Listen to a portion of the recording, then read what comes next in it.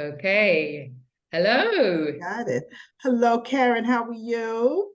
I'm absolutely wonderful. Thank you. How are you? It's so great Oh, to see very you. well. Very well. So I'd just Good. like to introduce or welcome our guests. And we have a question for you. And that is, are you looking to reimagine your midlife chapter? Then this is the place to be. We'd like to welcome you to Bridging Borders, Empowering Souls. I'm Deborah Randolph Price, and I'm a midlife mindset strategist, and I empower women to step into their second chapter confidently and with joy. And I do that through a holistic approach we'll talk about later, but this is for women over 50 who are looking for a second chapter that they can enjoy. Excellent. And I'm Karen Ruth, and I'm a life and empowerment coach for single busy mothers aged 40 plus, to help them embrace the unexpected and build the courage to reinvent themselves and their lives. And today we're having our monthly topic, our monthly talks. And today we're talking about building healthy habits. Yes, yes. Before we get there, though, we call this bridging borders because I am in New York, as you can see from this Empire State Building. And Karen, I'm in, sorry, that was mirror. So I'm not quite here, but I'm in Switzerland. That's the Matterhorn there. So it's nice for skiing, but I live in the northwestern part of Switzerland, exactly. okay, great. So, in the next 10 minutes or so, we would like to talk about or briefly touch upon this whole notion of building healthy habits in our second chapter, or yes, beginning at, it could begin anywhere, 40s, 50s, but when you're going into a new phase of life, right? Exactly. It's very hard to define when does Yes, midlife start? Does it so yeah. yes, yes. So anyway, Let's but just say anyway, new chapter. yes, yes. Mhm. So Karen, when you think about, building healthy habits, what are some of the things that come to mind for you? Yeah, I mean, for me, the biggest change has been through becoming, working on my personal growth, and becoming a life coach, which has shown me the importance of, having habits that are that like for getting up in the morning, for example. I like to have a few minutes of meditation, not too long, maybe a 15-minute meditation. And then I like to go for a walk with my dog.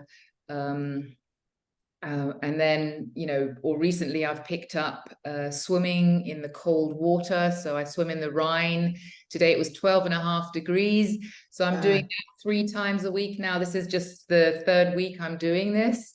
And just because like once you start building new habits, then from there, new things evolve. You realize because, the walking is so beneficial, mhm, and maybe also the journaling in the morning, then you go on to the next thing. Your body wants to do some more stuff, and then the cold swimming just kind of emerged. So yeah, I'm finding, especially starting off in the mornings, to kind of set the intentions for your day. And it doesn't have to be anything big to start off with. With me, it was literally just a small kind of short 10-15 minute, 6-phase meditation that I learned mhm. in my coaching. And how about you? How do you Yeah. like to? Well, this whole notion of building healthy habits, some of us maybe brought it in from our 20s, 30s, or 40s, and now it's become a part of me, like the morning spiritual practice that I have. I do a short meditation. I have readings that I do from various sources. and then maybe some journaling. But also, in addition to that, knowing that I am in a second chapter, that taking care of my health is critical. Mm. I'm very youthful and I want my body to keep up with my mindset, which is having fun, going out with friends, going to plays, museums, being active, being able to walk and what have you. So if I don't pay attention to bone density, if I don't pay attention to my health in terms of my breasts and colon, then my mind will be in one space in another 20 years and my body will be in another, and I want to be in alignment. So I say all that to say the habits that I make sure that I keep up with would be my annual checkups. So of course I'll meet with my doctor, general practitioner is the word I was looking for, but also doing those special tests. Like I recently had a mammography so that I can see what my breast health is. I also had a chest x-ray. I'm a former smoker. I also had a bone density test to see where I'm at. And so my doctor and I can keep up with any changes or whatever. So that's one thing. The diet, what I eat, I try to stay away from processed foods and put more fruits and vegetables, on my plate, and being more mindful of what I put in my mouth. I'm not being an extremist in terms of my diet, but I am mindful. So I eat more fish and chicken than I do of, beef or any other meat. So those just a couple of things in terms of healthy habits that I'm really being mindful of. Of course, movement is important. So I just Yeah, well, started this stretching in the morning, with that's good. Yeah. Yeah, I like that too. Well, we'll go to movement. Oh, I'm just seeing a nice rainbow over there. That's really Oh. lovely. I have a nice view of the rainbow. But we'll go to movement in a minute, if that's all right. I just want to add to the, I like what you said about the food and being more mindful of what you're, putting into your body. This is also something that I've been doing recently. In terms of nutrition. And one of the things that I came across that was really important is just the water intake. It's not just, the food that you're eating, but it's the water intake.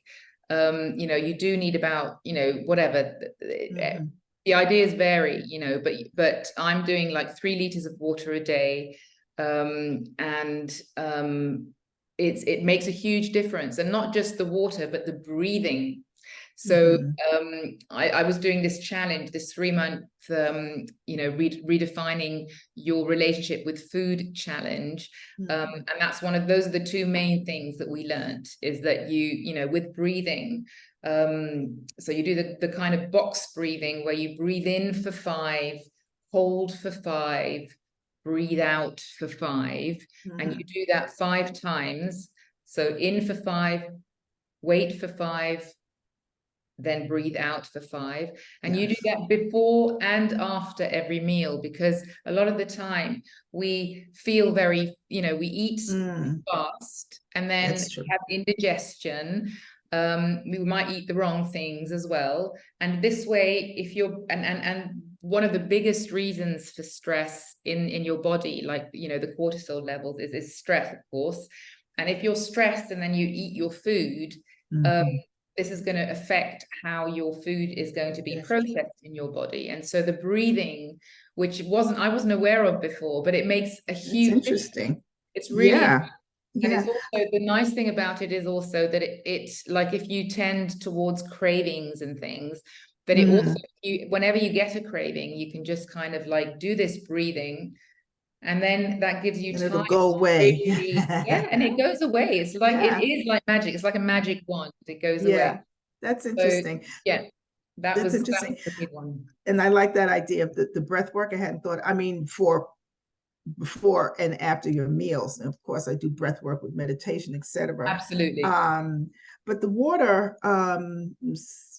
intake, I know it's important. And I recently heard it's a Dr. Mark Hyman, Hyman. He's all about longevity and everything. And he said sometimes you can drink too much water. So it's important that, you know, people look into that. I know here in the States, sometimes the doctors will say you should consume at least half your the amount of water, half your weight. So if you're 160 pounds, then you should be drinking 80 ounces of water per day. So sometimes, like Brooke Shields recently had an episode, she drank too much water. Yes. And you know that is harmful to your health. So I would just say, yes, water is important, but let's make sure that we're doing it in a healthy and safe way, you know, safe way. You mentioned stress management, and I think another important thing to emphasize here is sleep, the importance of sleep. Sleep is very important. Yes. Yes, very important. I haven't quite cracked that yet, but I'm working on it. Yeah. So your brain, that's a time when, of course, we're at rest, but your brain washes itself and you give it an opportunity to do that. So, and not just your brain, your skin as well. So if, you know, your skin, your cells, everything generates overnight, and when you're sleeping, and just the sleep, like before, so ideally you would go to, like, make sure that you're asleep between the hours of 10 p.m. and 2 a.m., that you're definitely asleep between that. Obviously you sleep longer, but you know, you would hope you would sleep longer, but that you're definitely asleep between. Now, I haven't quite managed that yet. I'm still working on trying to get to bed before midnight. I find personally, I find it really, really hard, because I'm really yeah, do you as well? I just honestly find it really difficult to go to bed before. It's just, I don't know, maybe it's something left over from teenage years. I don't know. I'm a the rebel. I am a night owl.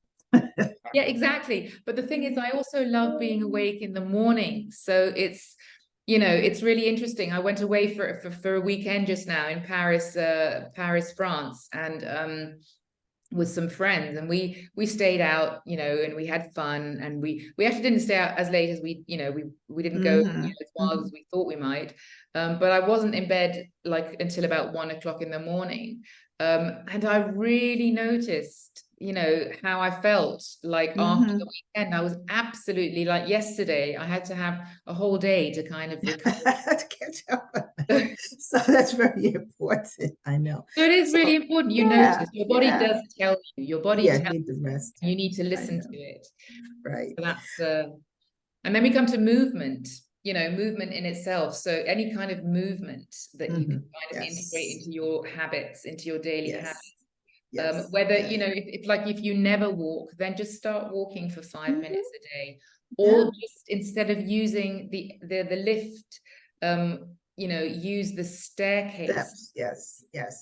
Or, you know, park. Also, just something like parking in the furthest away parking space to the exit, so that you have to walk a little bit further. Start off with very simple things like that. I don't know if you have any other super.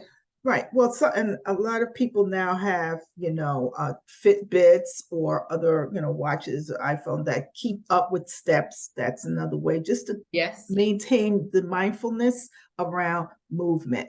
A lot of us now doing more. I know I am on the computer more and more now. I'll sit for 2-3 hours. We should be getting up at least every 20 minutes or so just to move, get the body moving, etc., and so on. Also with your eyes.